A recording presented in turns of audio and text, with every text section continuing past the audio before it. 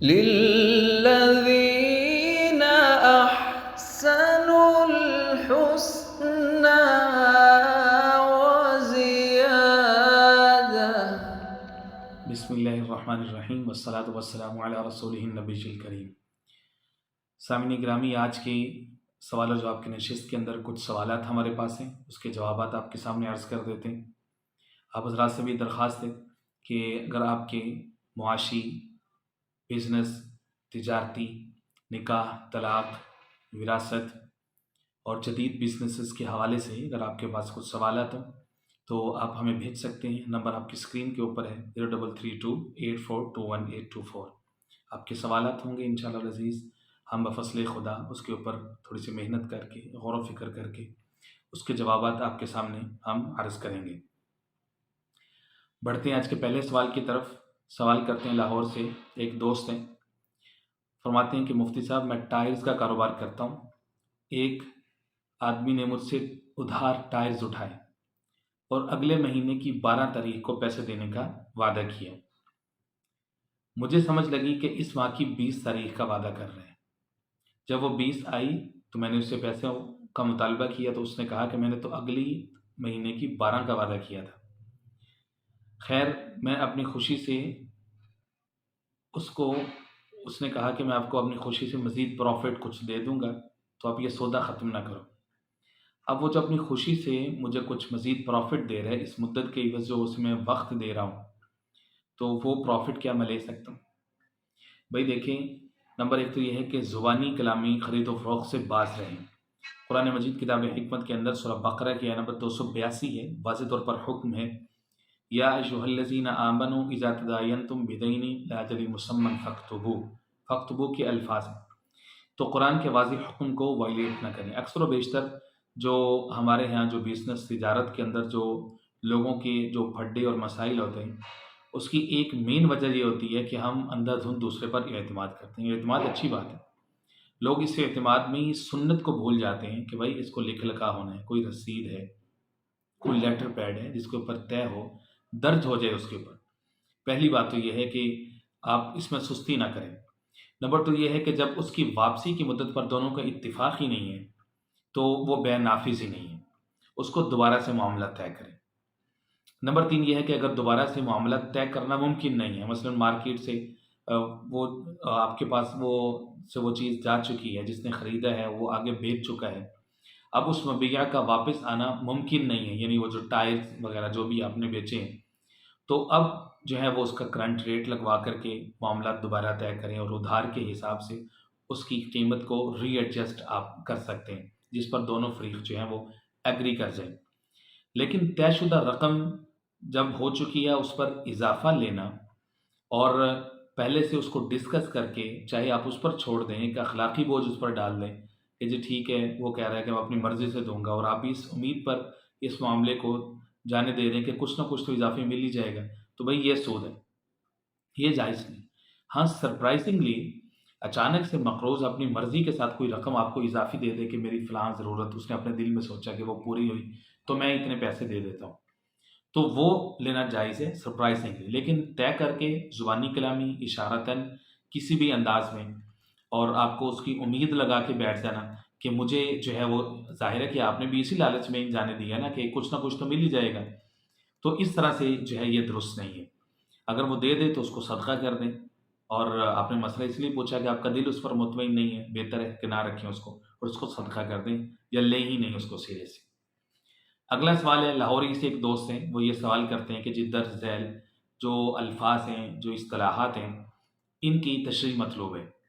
وہ الفاظ کون سے ہیں جی؟ وہ کہتے ہیں جی بنی اسرائیل کون ہیں، اہل الکتاب کون ہیں، تورات انجیل اور زبور کیا ہیں، نمبر 4 کافر اور مشرک کون ہے، بڑا لمبا سوال ہے، کافر کون ہے، مشرک کون ہے، ظالم کون ہے، فاسق کون ہے، اور اسی طرح سے قرآن مجید میں کتنی اقوام کا ذکر ہے۔ آلموسٹ ایک سوال نہیں بلکہ 8 سوال آتے ہیں چھوٹے چھوٹے۔ بھائی سب سے پہلے تو بنی اسرائیل کا جو آپ نے پوچھا ہے، جو میرے ذہن میں اس وقت آ رہا ہے، میں آپ سے عرض کر دیتا ہوں۔ بنی اسرائیل کا جو لفظ ہے اس کو سمجھنے کی ضرورت ہے۔ بنی اسرائیل کہتے ہیں اسرائیل کی اولاد، بنی ابن کی جمع ہے، ابن کہتے ہیں اولاد کو یا آف سپرنگ کو، تو اسرائیل کے بیٹے یا اسرائیل کی جو اولادیں ہیں ان سب کو بنی اسرائیل کہا جاتا ہے۔ یہ ایک تاریخی اصطلاح ہے، بنی اسرائیل اور بنی اسماعیل۔ جناب ابراہیم علیہ السلام کی دو بیویاں تھیں، حضرت ہاجرہ، حضرت سارہ۔ حضرت ہاجرہ نے حضرت اسماعیل کو جنم دیا اور حضرت سارہ سے حضرت اسحاق پیدا ہوئے۔ حضرت اسحاق کے بیٹے تھے حضرت یعقوب۔ حضرت یعقوب کا لقب تھا اسرائیل، یہ ان کا سیکنڈ نیم تھا۔ اسرائیل سریانی زبان میں وہی لفظ بنتا ہے جو عربی میں ہم کسی کو عبداللہ کہتے ہیں۔ اسرا کا مطلب بندہ، ایل کا مطلب اللہ، تو وہی عبداللہ ہوا۔ تو اسرائیل یعنی عبداللہ حضرت یعقوب علیہ السلام کا نام تھا۔ اب ان کے آگے جو ہیں وہ 12 بیٹے ہیں۔ یعقوب علیہ السلام کا جب یہ لقب ہو گیا تو ان کے آگے سب بچوں کو کہیں گے بنی اسرائیل۔ تو یوسف علیہ السلام کے علاوہ باقی جو 12 بیٹے ہیں، ان کے قبیلے، ان کی اولادیں، ان سب کو بنی اسرائیل کہا جاتا ہے کہ یہ سب اسرائیل کی اولادیں ہیں۔ تو یہ بنی اسرائیل ہیں جو آج تک کی ہسٹری میں چل رہے ہیں۔ کرنٹ جو اسرائیلیز ہیں وہ بھی اپنے آپ کو اسی نسل سے کہتے ہیں، یعنی یہود جو ہیں، نصارہ بھی اسرائیلی ہیں، عیسیٰ علیہ السلام بھی بنی اسرائیل میں سے تھے۔ تو وہ جو 12 قبیلے بنے تو ان کی نسل میں سے جتنے لوگ آگے چلتے گئے وہ سب جو ہیں وہ بنی اسرائیل کہلاتے ہیں۔ ان میں چاہے جتنے بھی پیغمبر آئے ہیں وہ سارے کے سارے ان کو اسرائیلی کہیں گے یا بنی اسرائیل ان کو کہہ سکتے ہیں۔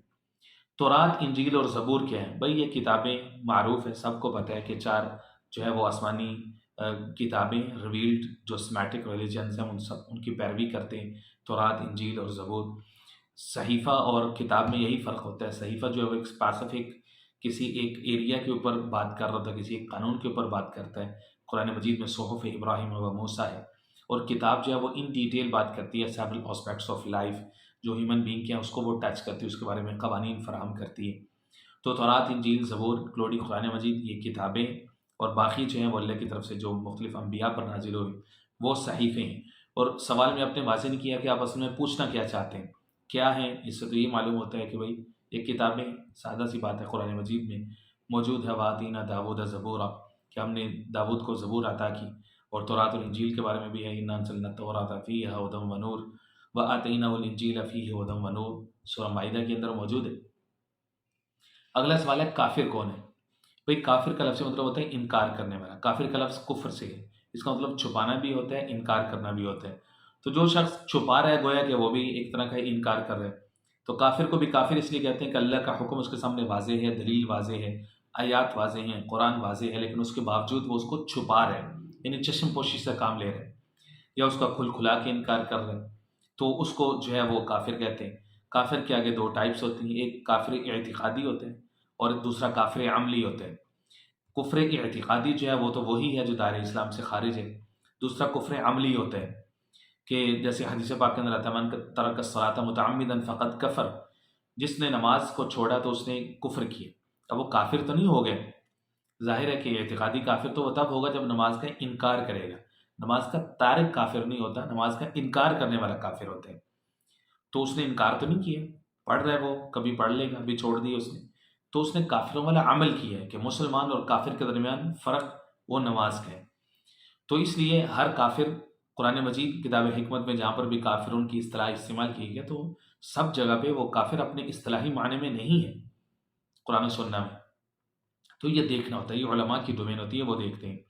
تو اینی ہاؤ کافر سمپل انکار کرنے والے پر بھی بولا جا سکتا ہے۔ تو جو شخص بھی کسی چیز کا انکار کر رہے ہیں، عربی لینگویج اور لغت کے اعتبار سے اس کو کافر کہا جا سکتا ہے۔ جیسے بھی ایک مشہور شعر ہے، ہم ہیں توحید ہستی واحد خدا ہمارا، ہم کافروں کے کافر کافر خدا ہمارا، یعنی جو کافر ہیں ہم ان کے کافر ہیں، ہماری بات وہ نہیں مانتے، ہم ان کی نہیں مانتے۔ تو کافر خدا ہمارا یعنی ہمارا خدا بھی ان کا انکار کرتے ہیں۔ تو لغوی مطلب کے اعتبار سے یہاں پہ کافر کا لفظ استعمال کیا گیا۔ تو اعتقادی اور اصطلاحی کافر وہ الگ ہوتا ہے۔ مجھے نہیں پتا کہ آپ کس معنی میں کافر کا اصطلاح جاننا چاہ رہے تھے۔ مشرک کون ہے؟ بھائی مشرک جو شرک کرتے ہیں، اللہ کے ساتھ کسی کو شریک ٹھہراتے ہیں اللہ کی ذات و صفات میں، تو اس کو مشرک کہتے ہیں۔ قرآن مجید کی یہ اصطلاح عام ہے، اور مشرکین کے پرسپیکٹیو میں بہت زیادہ آیات موجود ہیں، مل جائیں گے آپ کو، جو مکہ کے جو مشرک تھے اور مظاہر پرستی اور کسی بھی انداز میں اللہ کے ساتھ کسی اور کو شریک ٹھہرانا، انسانوں میں سے، جنات میں سے، کسی مخلوق میں سے، وہ سارا کا سارا شرک ہے۔ جو یہ کرے گا تو اس کو جو ہے وہ مشرک کہا جائے گا۔ اگلا ہے جی ظالم کون ہے، فاسق کون ہے؟ بھائی اوپر آپ نے پوچھا کافر کون ہے، یہاں پہ آپ پوچھ رہے ہیں ظالم اور فاسق کون ہے۔ آپ کو میں ایک ہی جگہ پہ لے جاتا ہوں، یہی جو ہے وہ سورۃ المائدہ ہے جس کا ابھی میں نے آپ کو ریفرنس دیا۔ اس کے اندر آپ دیکھ لیں ایک ہی رکوع کے اندر اللہ رب العزت نے 3 اصطلاحات کو اکٹھا کیا۔ آیت نمبر 44 یہ کہتی ہے کافرون، آیت نمبر 45 کہہ رہی ہے ظالمون، آیت نمبر 47 کہہ رہی ہے فاسقون، سورہ مائدہ کی پارہ نمبر 6 کے اندر وَمَن لَّمْ يَحْكُم بِمَا أَنزَلَ اللَّهُ فَأُولَٰئِكَ هُمُ الْكَافِرُونَ وَمَن لَّمْ يَحْكُم بِمَا أَنزَلَ اللَّهُ فَأُولَٰئِكَ هُمُ الظَّالِمُونَ وَمَن لَّمْ يَحْكُم بِمَا أَنزَلَ اللَّهُ فَأُولَٰئِكَ هُمُ الْفَاسِقُونَ۔ یہ 44، 45 اور 47 تینوں آیات میں کنزیکٹو یہ تینوں اصطلاحات موجود ہیں، کافر، ظالم اور فاسق۔ کافر کے بارے میں نے تو آپ کو بتا دیا، جو اللہ کے حکم کے مطابق فیصلے نہیں کرتے وہ کافر ہے۔ تو اس کے درجہ بندی، ایک عوام الناس فیصلہ تو نہیں کر سکتی لیکن اپنی ذات کے بارے میں تو فیصلہ کر سکتے ہیں نا، تو اللہ کے حکموں کو نافذ نہیں کر رہے تو یہ کفر ہے۔ کافر اللہ نے کہا جو اللہ کے حکموں کو نافذ نہیں کرتے وہ کافر ہے۔ آگے فرمایا وَمَن لَّمْ يَحْكُم بِمَا أَنزَلَ اللَّهُ فَأُولَٰئِكَ هُمُ الظَّالِمُونَ، اللہ نے جو نازل کیا اس کے مطابق فیصلہ نہیں کر رہے تھے وہ ظالم ہے۔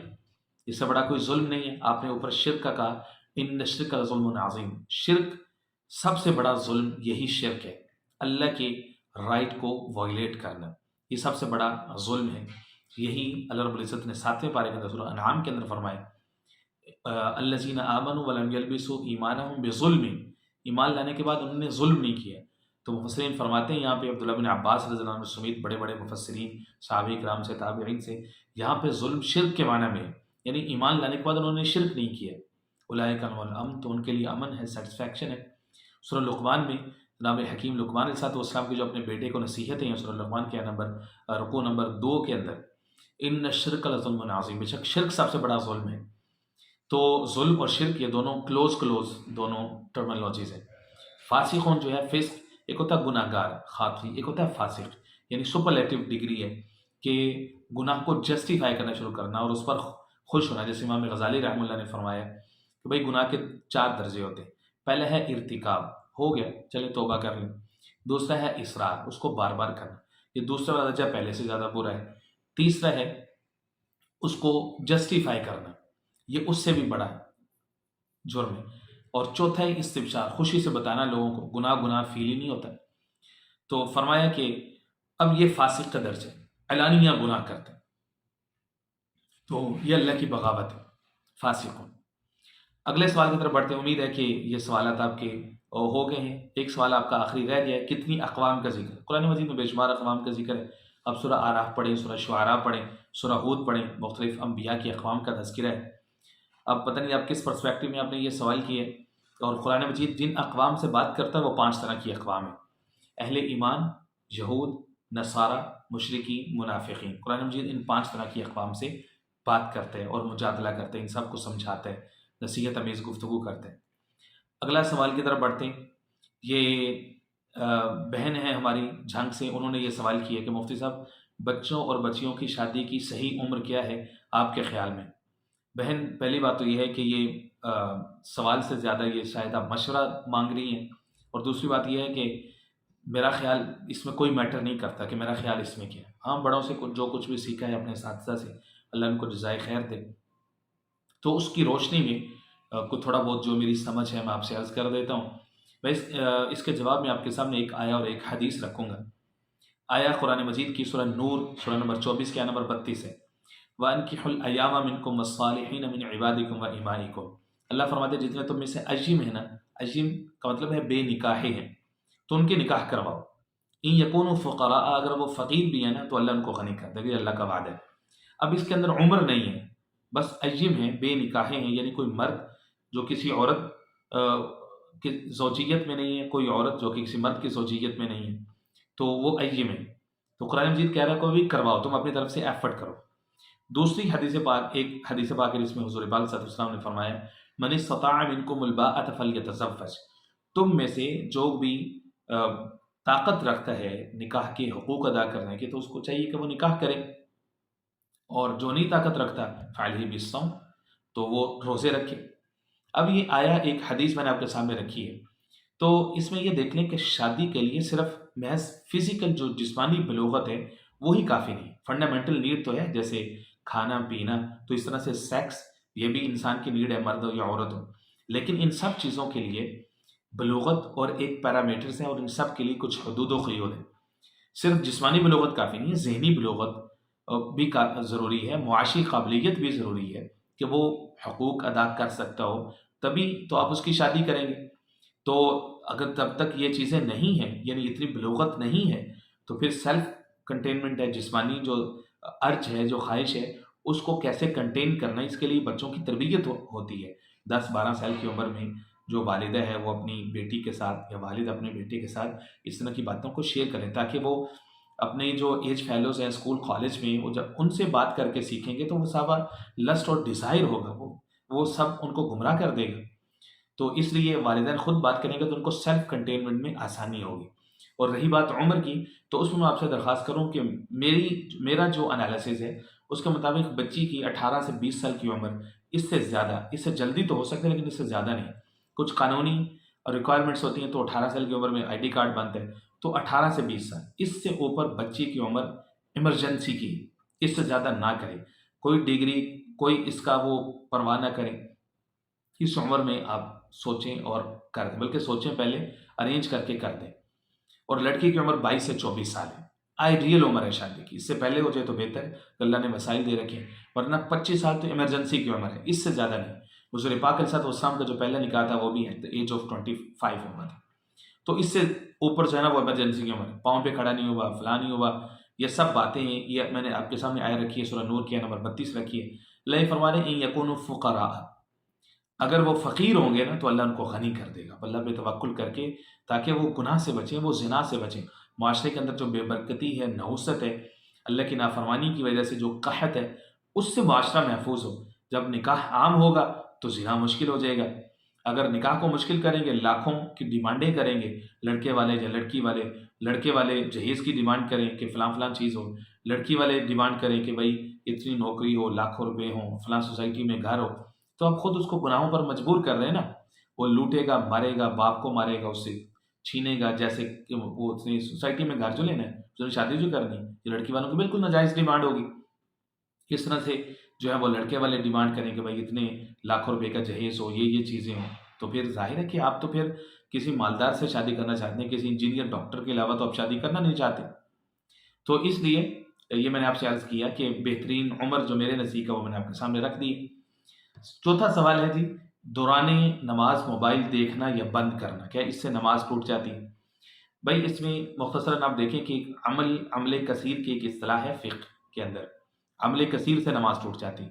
عمل کثیر کیا ہے؟ فون دیکھنا، اس کے اوپر فوکس کرنا، اس کو نیچے سے اٹھانا، جیب میں ڈالنا، جیب میں سے نکالنا، اس کو دیکھنا، یہ سارا یعنی ایسی حرکات کہ دیکھنے والا یہ سمجھے کہ بھائی یہ نماز میں نہیں۔ دونوں ہاتھ چھوڑ دینا، بار بار اپنی ٹوپی، اپنے سر کھجانا، بار بار اپنی داڑھی کو چھیڑنا، کمر میں خارش کرنا، دونوں ہاتھوں کو چھوڑ دینا، تو یہ عمل کثیر۔ کبھی دیکھنے والا یہ سمجھے کہ یہ نماز میں نہیں، فون اٹھایا، یس کیا، اٹھایا، ٹھیک ہے، تو کسی طریقے سے آپ نے جیسچر دینے کی کوشش کی، تو اب یہ عمل کثیر ہو گیا، اس سے نماز ٹوٹ جاتی، نماز اس سے جاری نہیں رہتی۔ تو موبائل فون دیکھنا، اس پر فوکس کر لینا، دیکھنا اس سے تو بھائی سامنے پڑا ہو تو بندے کی نظر پڑ جاتی، اس سے تو نہیں ٹوٹتا، سامنے نہ رکھیں۔ تو دیکھنا یا بند کرنا، بند کرنے میں کیا ہوتا ہے، وہ بھی عمل کثیر ہو جاتے ہیں کہ ٹون اس کی بھی بچتی ہے، وہ بھی لمبا ہوتا ہے، اندازے کے ساتھ، بس اگر جیب میں ہے ہلکا سا ہاتھ رکھ کے اس کو تھوڑی دیر کے لیے پش کر دیں کہ وہ بند ہو گیا تو بس ٹھیک ہے۔ لیکن فوکس کرنا کہ توجہ آپ کی اللہ سے ہٹ کے کسی چیز کی طرف جا رہی ہے، تو اب یہ عمل کثیر میں شامل ہو جائے گا۔ اگلا سوال ہے جی، آج کے سیشن کا بس آخری سوال یہ شامل کر لیتے ہیں کہ ایک صاحب پوچھتے ہیں کہ جی اگر میں ایک آفس بناتا ہوں اور اس میں نوکری لوگوں کو دیتا ہوں، نوکری پر دلالت کرتا ہوں، تو اس کا کمیشن لینا اور طے کرنا کہ ہر مہینے کتنے فیصد آپ نے مجھے دینا ہے، تو کیا یہ جائز ہے؟ بھائی آپ جو معاونت کر رہے ہیں نا کسی کو کوئی نوکری دلوانے کے لیے، تو یہ آپ کا محنتانہ ہے، آپ کی یہ مشقت ہے، آپ ایک پروسیس کے تھرو یہ ساری چیزیں کر رہے ہیں، تو اس پر آپ کے اخراجات اٹھ رہے ہیں، تو ایسا کمیشن لینا جائز ہے۔ لیکن ملازمت دلوانے کے لیے کسی کے حق تلفی کرنا جائز نہیں ہے، اور میرٹ کا اس میں خیال رکھنا یہ بہت ضروری ہے۔ اور رہی بات پرسنٹیج کی، تو پرسنٹیج میں یہ ہے کہ جو مارکیٹ کے اس کے اصولوں کے مطابق ہو تو وہ جائز تو ہے، لیکن اس میں دیکھنا یہ پڑے گا کہ بھائی جس کو آپ نوکری دے رہے ہیں، آپ کے پاس کیا گارنٹی ہے کہ وہ 1 سال وہ اس کی نوکری لاسٹ بھی کرے گی، اور اس کی 1 سال سے پہلے ختم ہو جاتی ہے، پھر تو آپ تو یہ کہہ رہے ہیں کہ 1 سال تک 30% رقم دیتے رہیں گے، بھائی یہ شرط جائز نہیں، کیونکہ انسرٹینٹی آگے کی. ہاں وقتی طور پر جو اس کی فیس ہے، پروسیس میں جو آپ مدد دے رہے ہیں وہ درست ہے. اللہ رب العزت سمجھ نصیب فرمائے. آپ کے سوال کا انتظار رہے گا. نمبر آپ کی اسکرین کے اوپر ہے 0332842184. اگلے سیشن تک اجازت دیجیے.